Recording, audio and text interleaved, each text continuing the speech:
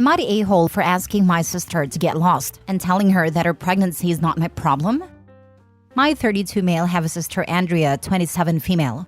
The issue is that they have always showed her more preference. And although I was not badly treated, they hardly paid any attention to me. Because she's the golden child, I suppose. She herself treated me with disdain. Before our parents died, they left everything for her instead of splitting it with me in the will. I knew that she herself had been behind this. My parents literally told me, Andrea talked to us about how she's more deserving, and we can see how that makes sense. Do you have any objection to us giving everything to her? After all, you're older and should be more understanding, etc. I was disappointed, but just told them that I don't care and did not argue. That was a while ago. She got into some issue and had to mortgage the house, and squandered the wealth over a period of time. As she requires help now, she turned to me and asked me to help her. She's also pregnant right now. I refused and told her that I don't want anything to do with it, and that is not my problem. But she pleaded and cried so much that I felt bad. But I told her that she's got to reap what she's sown, and that is just karma getting back to her. In the end, she told me, I know how to tarnish your reputation by using this very pregnancy. In the end, I asked her to get lost and kicked her out of my house. She had shown up there to ask for help. I wonder whether I did anything, well, wrong, as she is my sister after all. Am I the a-hole? Now for the top comments. Not the a-hole. You do you. She's just going to have to figure life out herself. Thanks. It's just some people said that she's my family after all, and I got wondering. Family is an F word if it's used to abuse others. You shouldn't feel obligated to continue bailing her out. Not the a-hole. Your sister screwed you over and now wants your help? She's so used to being the golden child and getting her way that she actually thought you would favor her too. Unbelievable. My sister is also the golden child and has lied over the decades to my parents, resulting in their rejection of me. In my opinion, this is a form of murder. Like her sister, she stole my parents from my life. There is nothing okay about this. I totally get your frustration, and I'm very sorry you lost your family this way. But this is not inherently your sister's fault. It's your parents for raising the two of you this way. In the end, it's them who created this situation, by creating the monster that she is and letting her do the things she did. Not the a-hole. It sounds like she's used to having someone to bail her out, and now that your parents are gone, she expects you to take their place, especially since she has made a series of bad decisions. I suspect that even if you said just this once, if you did help her out, you would be opening the door to her constantly asking you for more and more. Exactly this. My older sister is the same way. Dad bailed her out of everything. Now that he's gone, she expects everyone else to fix her problems. She actually blamed me for not being able to keep her cat for her when I donated a kidney to another sister. Some people are just awful and not worth giving space in your brain. Next story. Am I the a-hole for telling my bully I feel no sympathy for her? There's this one girl, 17 female at school, who just got diagnosed with terminal cancer. She would bully me, 17 male, since I was 13. Usually just call me names and make snide remarks. But one time, she made fun of my dead mother, which is the one that stuck in my head for so long. It was constant and relentless bullying and made me feel low and inferior. She stopped at 16. My guess was because her father died in a car accident and realized how she made me feel, though she never apologized. So she got terminal cancer and made some big posts on her social media and got lots of attention. When she saw me in school, she was tearful and apologized for how she treated me. Honestly, I feel nothing. I said, I don't accept your apology, nor do I offer you my sympathies, and walked away. I could hear her cry even more. My friend agreed with what I did, but all her friends gave me grief. I try to ignore them when I see them, but they just come at me like rabid animals and say stuff that I should say sorry and that I'm an a-hole. When her mother confronted me on what I said, telling me that I should have at least offered sympathy because she's dying, I only said, just means I no longer need to deal with her, then blocked them all on social media. I don't know, maybe I was too harsh? But if I'm being honest, I don't feel sympathy for her. I worked through my resentment with a therapist, and honestly, I feel nothing for her. No hatred, but no sympathy either. When she dies, it will just be another day for me. Maybe this makes me an a-hole, but I can't help how I feel, and I spoke what I've felt just as she did. Am I the a-hole? Not the a-hole. She was cruel to you for years. You are under no obligation to accept her apology or offer sympathy. We are in the fool around and find out era, and people need to realize there will always be consequences for their actions. Also, all these people giving YTA votes for what you said to her mother, which isn't even what you're asking judgment for, are wrong. This woman is also bullying you. Obviously, her daughter learned this behavior from somewhere, and I'm gonna say it was probably from mom. Yeah, their worlds have changed drastically over the last year, but that doesn't mean you automatically have to give them any sympathy or forgiveness. And as one commenter said, maybe she should have parented her child better. If either of them or her friends continue to harass you, especially in school campus, report every single one of them to the admin. When I was in high school, a family member who I despised because she was a truly evil person passed away slowly and painfully from cancer. It wasn't a death I'd wish on anyone. That said, I wasn't sad she was gone, and that felt wrong to me, like I should at least think good of her now. When I expressed all that to my mom, she said something that has stuck with me to this day. Just because someone dies, even if they die in a terrible way, it doesn't suddenly mean they were a good person. Similarly, this girl is suffering something awful, and it's tragic. But that doesn't automatically mean she's forgiven for everything she's done. There was a guy in high school who died after he was hit by a car, and the entire school, tiny charter school, made a huge deal about it. Offered kids time off for grieving, even had a candlelight vigil. I think his parents set up a scholarship in his name. Kids were acting distraught at the loss of poor Adrian. But to be honest, the guy was a jerk. He hated most of those kids at our high school. It was intentionally irritating to most people. He had extreme beliefs, which were fine, but loved berating people over things like commercialism if they bought a soda. The night he died, he was hanging out with his college friends. They threw his glasses into the road, and somehow he thought it was a good idea to walk blindly into the road if speed limit 45 to go get them. An old lady hit him going 35, and he died. So like just a stupid way to die. It is tragic his life ended early. I think he might have gone on to do some good things. But I wasn't heartbroken. I wasn't crying at a candlelight vigil for his soul. I wasn't wearing black armband in remembrance. It's like, yeah, that sucks. Not the a-hole. Someone who is truly sorry would accept that you do not forgive her. She wouldn't tattle to her friend/mom if she was truly contrite. You owe her nothing. It's not like you went out of your way to shove it in her face. As a matter of fact, you never even retaliated when her father died. Having terminal cancer doesn't absolve anyone of being an a-hole. And the bully made sure to apologize very publicly with tears, and an audience ready to clap at her amazing act of being so mature.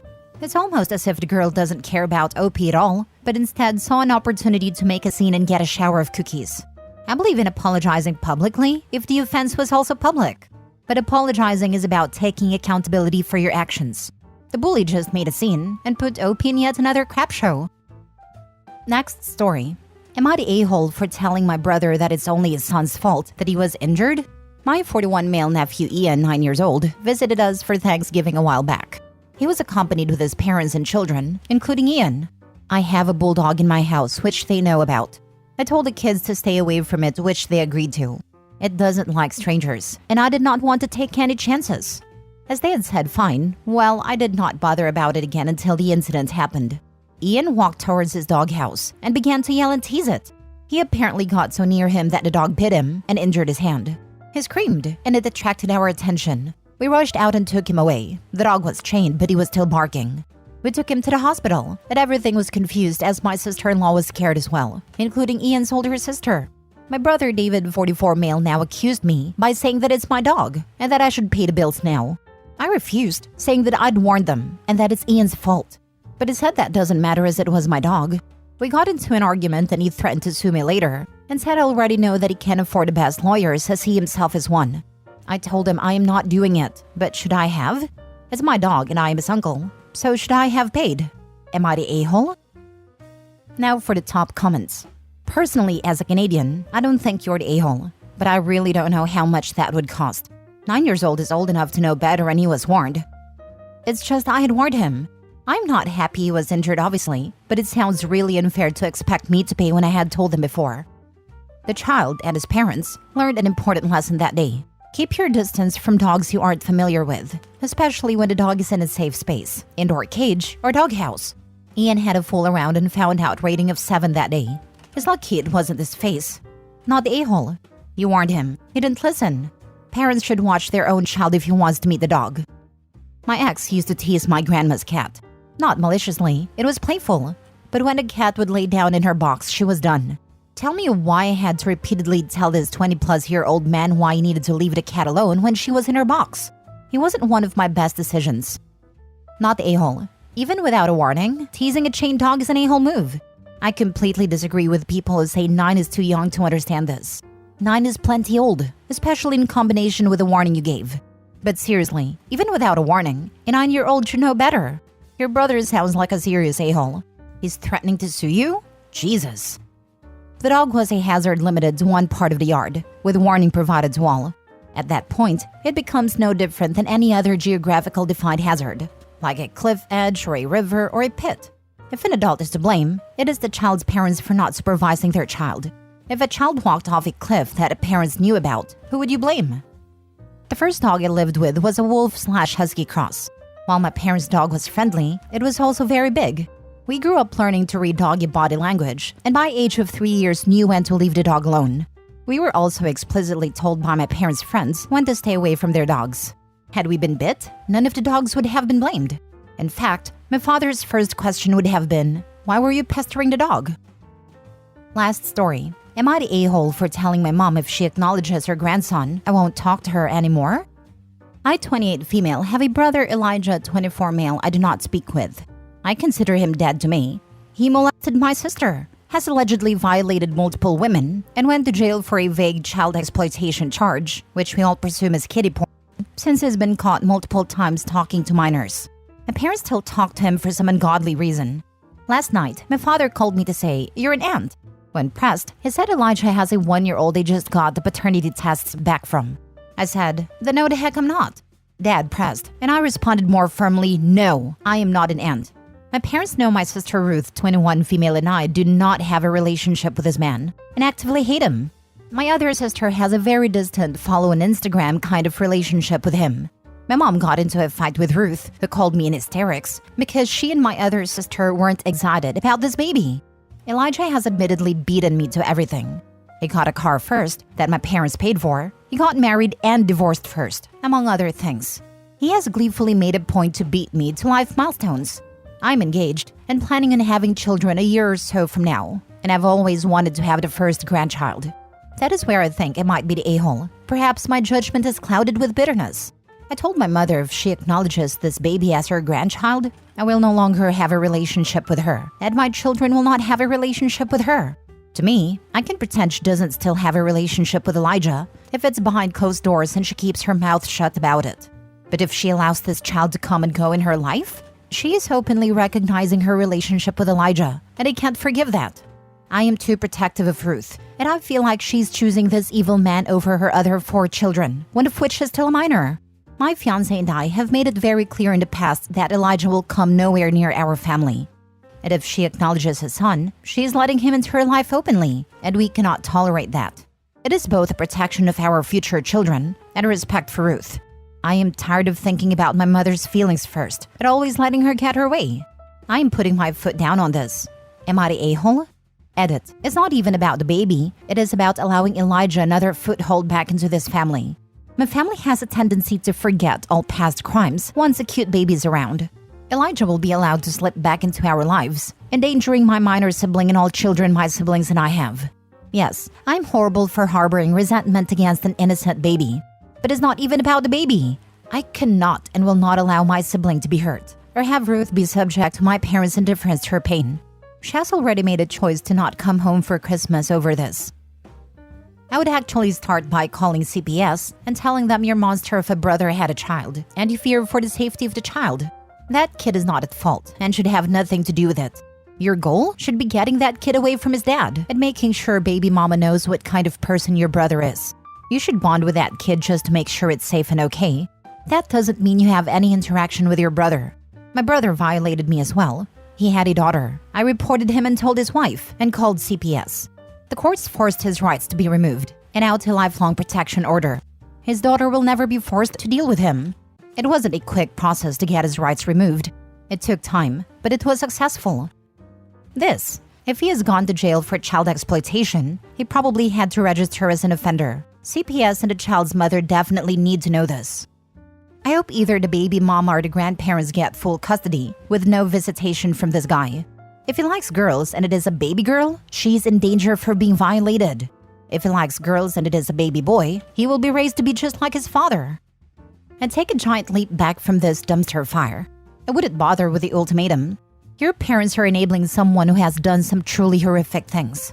That makes them just as bad in my book. They clearly see no problem, so it's a lose-lose situation. I fear for that child, but it isn't a scenario that OP needs to be involved in. Plus, OP, do you really want to be around people like this? Would you want your future kids around this? I have spent many years, including before I found out about Elijah, wanting to cut contact with my parents. They have treated all of us like trash over the years.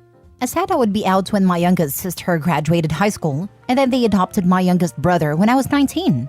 Now I'm torn between going no contact and losing the brother I adore and maintaining this relationship from a distance for another 9 years. All I have ever wanted is loving parents, and I've been a fool to think they would ever change. I wanted my children to have grandparents. I love my grandparents. I wanted that for them.